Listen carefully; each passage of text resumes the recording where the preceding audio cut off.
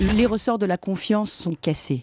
Les Français n'écoutent plus François Hollande, ils ne sont plus crédules. La vie en rose qu'il leur promet, ils n'y croient plus. Ce qu'ils veulent, c'est de la politique par la preuve. Ils veulent de la politique par la preuve, c'est-à-dire quoi? Ils veulent des résultats, ils veulent la baisse du chômage, du pouvoir d'achat, la baisse des impôts, mais ça, c'est pas pour demain. Pour l'instant, que doit faire François Hollande? Il doit faire des vraies réformes. Ça va être un moment difficile, il faut le dire aux Français, parce que sinon, leur colère sera immense. Un Rafale qui franchit le mur du son pour porter assistance à un avion de ligne au large de la Vendée.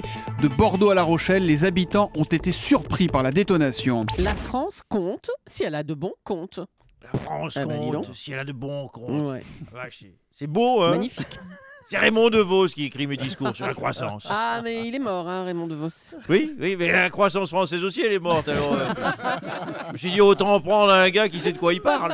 Le Parisien donnait l'exemple d'un monsieur qui, à la retraite, avait décidé d'investir toutes ses économies, près de 500 000 euros, en actions Eurotunnel. Eh bien aujourd'hui, il ne lui reste plus que 20 000 euros. Sur le soja, vous avez en gros à peu près 75% des cultures mondiales qui sont OGM. Et ça veut dire qu'on en mange aujourd'hui du soja OGM Alors, ou pas vous en mangez pas forcément en France, pour la bonne et simple raison qu'un règlement européen oblige à étiqueter la présence d'OGM dès lors que le taux de ceux-ci dans la préparation dépasse 0,9%.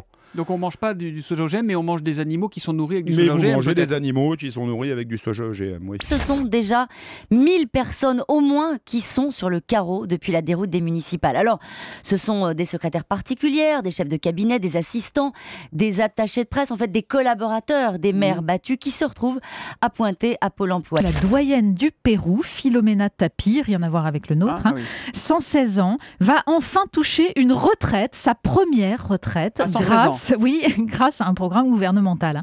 Alors, 64 € par mois et le droit à des soins médicaux.